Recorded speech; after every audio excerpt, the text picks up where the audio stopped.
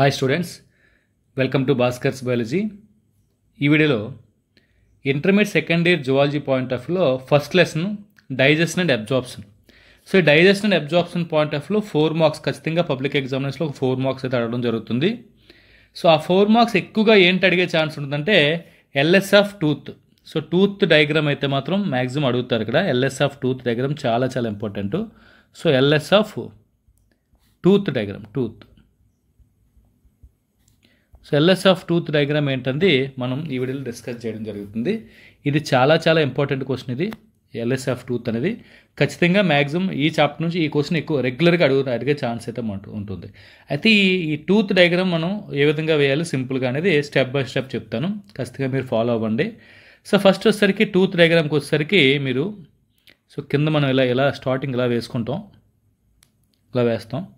So ఇలా వేసిన తర్వాత దీని చుట్టూ మనకి వచ్చేసరికి ఏమవుతుందంటే ఇక్కడ చూడండి, ఇక్కడ నుంచి నేను ఇలా వేస్తున్నాను. ఇదంతా కూడా ఏంటంటే ఇది గమ్. ఇది సో దీని చుట్టూ ఉన్నటువంటి గమ్ కింద ఉంటుంది. సో ఈ గమ్ లోపల వచ్చేసరికి ఈ గమ్ లోపల ఇక్కడ జాబోన్ ఉంటుంది. ఇక్కడ ఇది జాబోన్. మీరు ఇలాగే డయాగ్రామ్ అనేది వేసుకోండి. ఇది జాబోన్ కింద మనం చూపించడం జరుగుతుంది. సో ఇది జాబోన్. సో ఇది అయితే దీని తర్వాత వచ్చేసరికి ఏమవుతుందంటే ఈ మధ్యలో మొత్తం ఏమవుతుందంటే ఎనామిల్ లేయర్ ఉంటుంది. ఇదంతా అంటే చుట్టూ ఎనామిల్ ఉంటుంది. ఈ మధ్యలో మన డెంటిన్తో ఫామ్ అవుతుంది. సో డెంటిన్తో ఫామ్ అవడానికి ముందుగా ఇందులో మనకు ఉన్నటువంటి 3 పార్ట్స్గా డివైడ్ చేయొచ్చు. ఏదైతే మనకు పైకి విజిబుల్ అవుతుందో, విజిబుల్ అయ్యే పార్ట్ని మనం ఏమంటే క్రౌన్ అంటాం. ఇంపార్టెంట్. సో ఏదైతే మధ్యలో ఉండిపోయిందో ఈ మధ్యలో ఉన్నటువంటి ఈ పార్ట్ని మనం ఏమంటే నెక్ అంటాం. నెక్.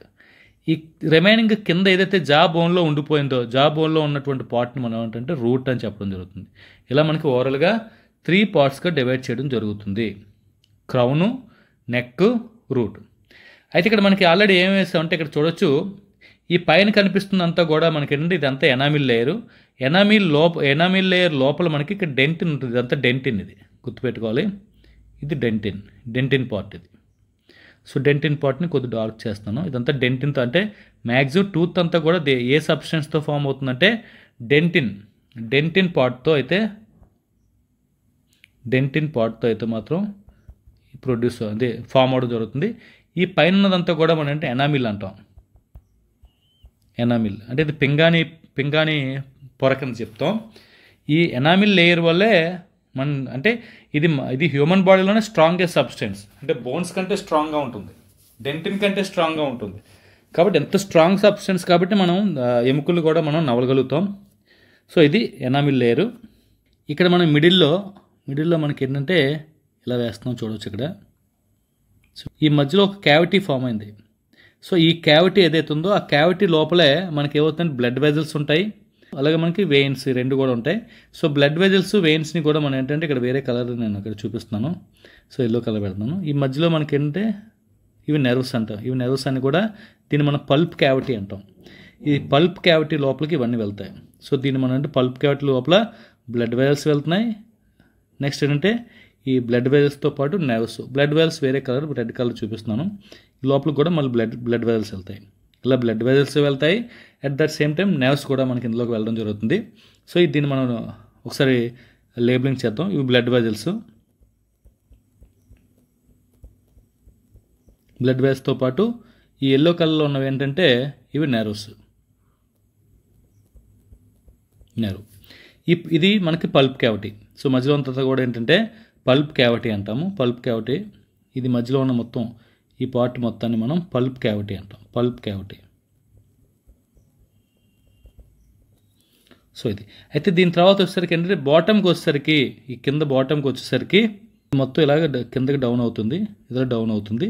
సో దీంతోపాటు మనం కింద ఏం చేస్తామంటే ఈ బ్లడ్ వెజల్స్, అదేవిధంగా నెక్స్ట్ ఏంటంటే నెర్వ్స్ ఇవన్నీ కూడా ఇక్కడ కింద ఫ్లో అవుతుంటాయి, ఇలా వెళ్తుంటాయి. సో ఇవి మనకి ఏంటంటే బ్లడ్ వెజల్స్ ఇవన్నీ కూడా మనకి ఇలా పైకి వెళ్ళడం జరుగుతుంది కొన్ని. సో ఇది ఓవరాల్గా టూత్ డయాగ్రామ్. అంటే టూత్ డయాగ్రామ్ వచ్చేసరికి బేసిక్గా మనకి ఏంటంటే 3 పార్ట్స్ ఉంటాయి. 3 పార్ట్స్లో ఫస్ట్ వన్ ఏంటంటే క్రౌన్ ఉంటుంది. ఏదైతే మనకి బయట కనిపిస్తుందో బయట కనిపించే పార్ట్ మొత్తాన్ని మనం క్రౌన్ అంటాము. మధ్యలో ఉన్న పార్ట్ మనం అంటే నెక్ అంటాము. నెక్ కింద ఏదైతే మనకి జా బోన్లో ఇన్బుల్ట్ అయ్యిందో ఇన్బుల్ట్ అయిన పార్ట్ని మనం రూట్ అని చెప్తాం. ఇలా మనకి 3 పార్ట్స్గా డివైడ్ అవుతుంది, గుర్తుపెట్టుకోవాలి. అయితే పై కనిపించి ఇది పార్ట్ మొత్తాన్ని మనం ఏమంటే ఎనామిల్ అని చెప్తాము. ఎనామిల్ కింద మనకి డెంటిన్ ఉంటుంది, గుర్తుపెట్టుకోవాలి, ఇంపార్టెంట్.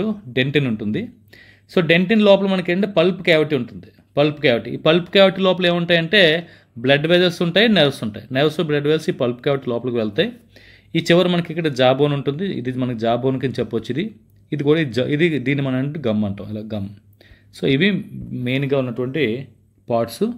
సో ఇలా మనకి డయాగ్రామ్ వేసి మీరు ఇలా వేసి లేబులింగ్ చేసినందుకు మీకు ఓవరాల్గా ఏంటంటే ఇక్కడ దీనికి 4 మార్క్స్ అయితే ఉంటాయి. 4 మార్క్స్ ఎలా డివైడ్ చేస్తారంటే డయాగ్రామ్ వేసినందుకు 2 మార్క్స్ ఉంటాయి, లేబులింగ్ చేసినందుకు 2 మార్క్స్ ఉంటుంది. కాబట్టి లేబులింగ్ అనేది చాలా ఇంపార్టెంట్, భాగాలు గుర్తించడం అనేది చాలా చాలా ఇంపార్టెంట్, గుర్తుపెట్టుకోండి.